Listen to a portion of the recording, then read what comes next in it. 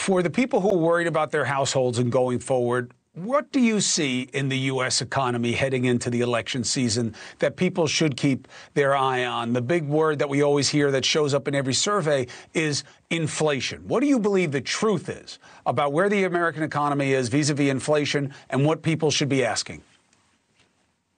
You know, that's a great question. And right now we're in a remarkable situation because no recession, and this has probably been the most, called out recession in history that hasn't showed up yet, is the same. And in this case, we have a situation where we're at full employment in America. Anything under 4% unemployment is full employment.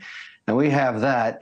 And yet we're raising interest rates to the fastest pace we've done in decades, and likely another 0.5%. So we're going to end up with the Fed at 5.5%. So that means, the highest quality loans will be north of 7.5%, probably 8%.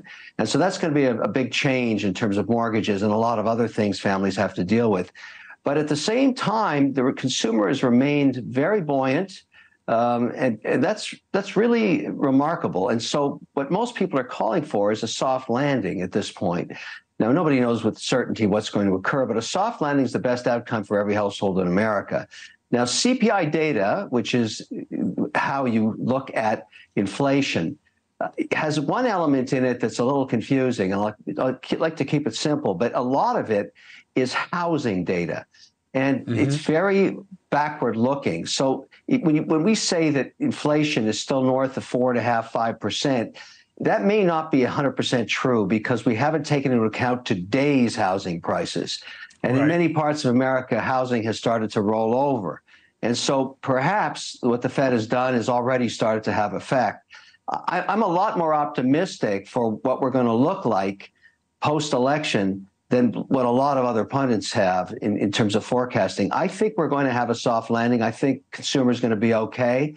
And I think inflation will be held at bay. But the Fed is not going to lower rates anytime soon. They're going to raise rates by the end of the year another 0.5%. It'd be interesting to see if they do anything between now and the election. I know they're not supposed to have any, political agency going on to their decisions, but there does seem to be, a fairly concerted impact and effort to their actions if you look at them around the election season. Let me ask you something else about the headlines here. Martha Stewart says, time to get back to the office. A lot of people say that. Not Mr. Wonderful. He says that's crazy talk. Why? Why are you going sideways with Martha Stewart and the idea that you got to get back to work, get those relationships, be more productive, do what you're supposed to do and go to the office? Well, first of all, shout out for Martha Stewart. I know her. I have a lot of respect for the brand she's built. We don't agree on this issue, and that's okay because I'm dealing in reality. I have a portfolio of over 30 companies all across America, and we have the data. We made the assumption that 15% of our staff would not return. And now we have real data. 40% have not returned. And we can try and force them to do that. They'll simply go work for someone that won't do that to them because a bunch of factors have occurred. Number one, in areas like accounting and compliance and logistics, the people who used to sit in cubicles prior to the pandemic, they've proven that they can do their jobs remotely, and they've elected to move hundreds of miles away. And it's moved to more project management. If you're in accounting, you have to get the statements out by Thursday at noon. I don't care when you do the work. It could be 2 in the morning or it could be any time as long as you get it done. And that's really what's happened to a large sector of the economy, project-based. But there's another factor that's come into play that people haven't given enough weight to. I'll use the city of San Francisco as an example. San Francisco is a war zone. It's a place where you can die if you walk around after 6 o'clock at night. It's gone in complete decay. You can blame anybody you want. You can blame the governor. You can blame the mayor. And this has nothing to do with politics.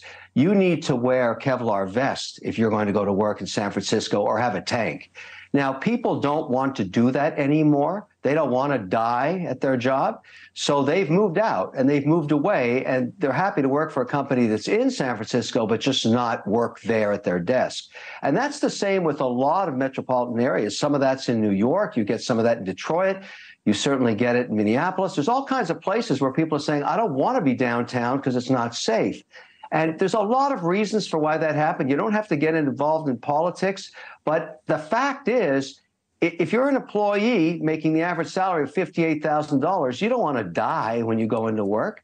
And we've got a lot of decay going on in America in our metropolitan areas. And I predict this will be one of the top election issues: crime, safety, border security, energy independence and security. Right. These are things that are going to go right to the top of the list for both parties to deal with. Hey, thank you for watching. Please go to newsnationnow.com, newsnationnow.com, and you can find NewsNation on your television provider. And don't forget to click the red subscribe button down below. Then you will get more of NewsNation's fact-driven coverage.